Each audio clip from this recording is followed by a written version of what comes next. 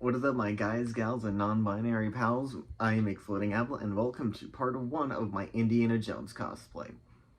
When I was younger, Indiana Jones was one of my first big obsessions. Raiders of the Lost Ark, even to this day, is still in my top 3 favorite movies of all time.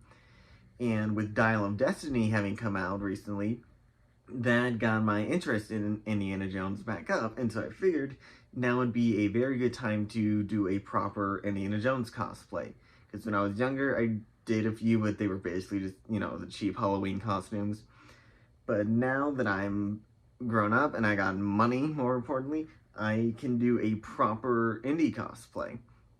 Now, I want to give a massive shout out to indygear.com because it is, if you don't know about it and you're an Indiana Jones fan, seriously check it out, because it is a bunch of people kind of like me, Indiana Jones fans, who have gone through the movie scene by scene, frame by frame, and all behind the scenes stuff and interviews, and they have found basically every like screen accurate prop costume for Indy in the movie. And some of the stuff they found is honestly kind of impressive. Like, they even managed to find the original screen-used fedora that Harrison Ford himself wore in Raiders. So seriously, check them out if you don't know about them and you're an Indiana Jones fan.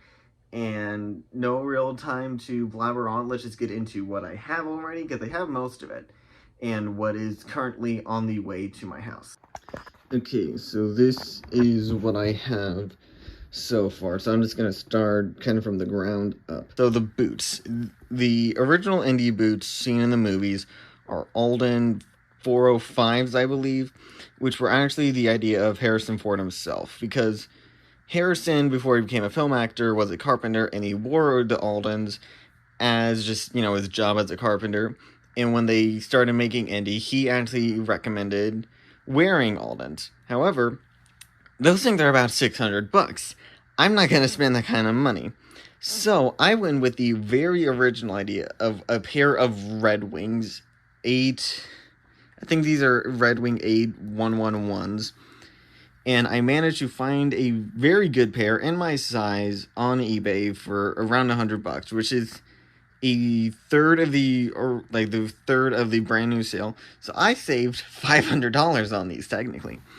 And when I got these were brand new, all shiny.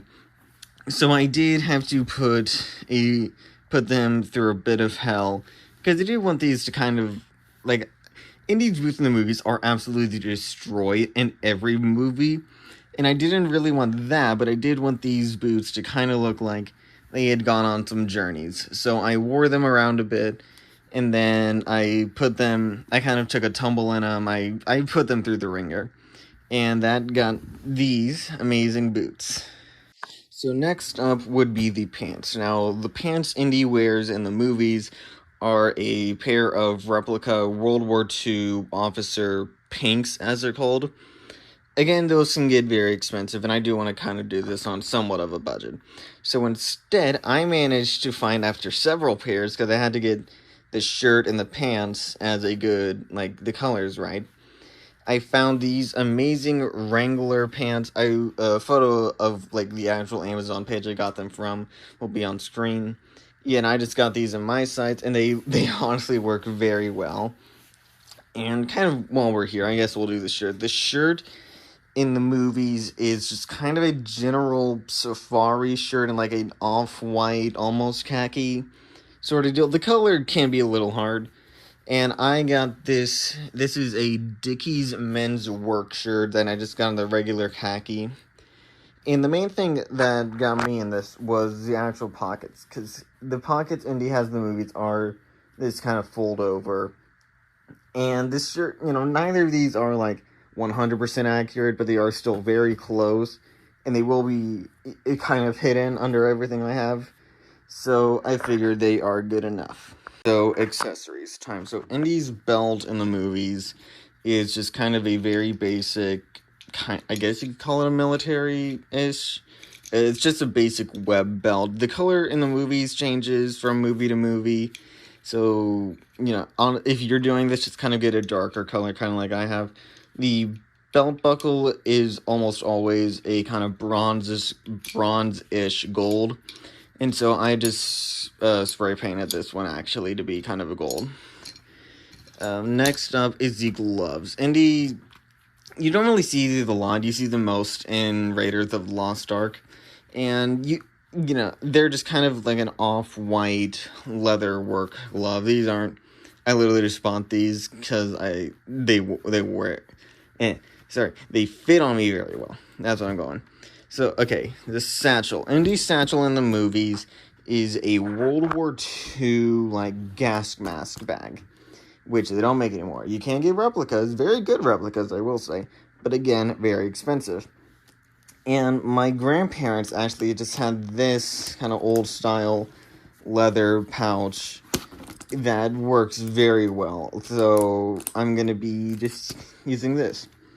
Now, the bullwhip. The bullwhips actually kind of have a very interesting bit of history. So, the original Indy bullwhips are kangaroo hide, which apparently is the strongest leather hide available.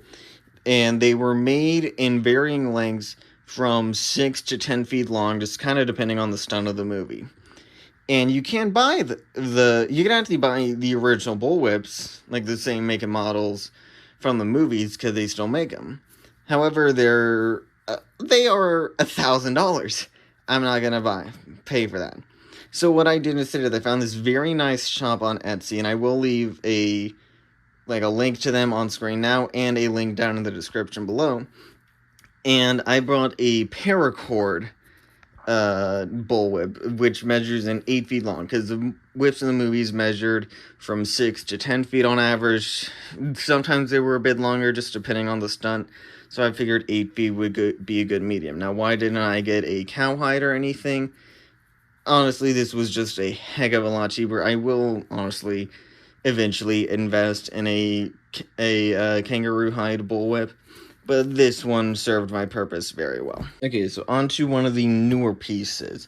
This is Indy's jacket, very famous, and the original Indy jackets were inspired by World War II kind of pilots.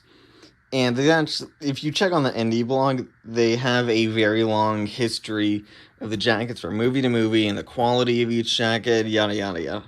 So I found this jacket on Etsy. Again, a link in the description to the original store. And this is honestly probably my favorite leather jacket I've ever worn, and I have worn a few, I will admit it. But I got it in, and it was brand new. It had a bit of weathering on the pockets and the zipper area. And don't get me wrong, it was very nice, but again, like the boots, I wanted this to look like it had been on some adventures. So I did some very light kind of weathering. Like, I put it on and took some very light sandpaper and kind of just scrubbing my body down on it. And mostly, it just kind of accentuated all the existing folds. I did do a bit of work on the elbows.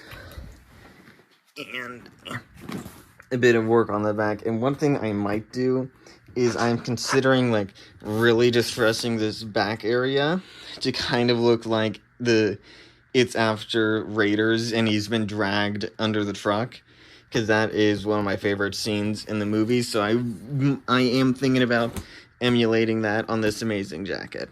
So let's move on to what I don't have and what is currently on the way. Okay, so now on to what I don't have yet, and aka what is currently on the way. Now, the main thing of Indiana Jones is his fedora. You might have seen this in some of the previous videos, like the previous shots, and you might be asking, why aren't you using this fedora? And the answer is, this is a very good fedora that my grandparents got me when I was a young kid, and when I first was really obsessed with Indiana Jones. Don't get me wrong, it is a very nice fedora. The issue is, this was for my head about a decade ago. It does fit, and I have the Raiders turn in it, but it is very tight, and every time I speak, I can feel my head bulging against it. So, as much as I love it, this hat is a no-go.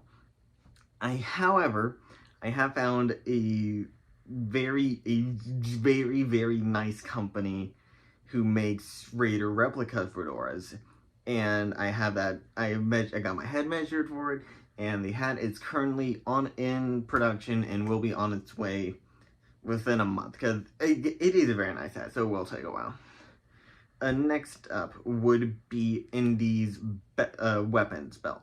Indy's weapon belt is a cavalry style weapons belt used typically around World War I and the after period, which does make sense because Indy himself is a World War I vet. I have that currently on the way from costumebase.com, a very nice company, and it is currently on the way and should be here pretty soon. Now, finally, Indy's firearm, which not a lot of people pay attention to. Indy carries two different styles of pistols throughout the original movies and into Crystal Skull and Dial of Destiny. The pistol I have chosen to do, mostly just because of ease for me, is the style in the later movies, which is a Webley style revolver. I forget the term. It's like kind of come back because it was heavily featured in the Peaky Blinders TV show. So that I found a 3D printed model on Etsy, which will be on the way soon. Now that really just kind of covers everything in this cosplay, and hopefully the next part will be the fully completed cosplay, and then after that there may be a photo shoot. I'm honestly not entirely sure. But if you enjoyed this video, please be sure to smack that like button, hit subscribe, and I will see you all next time.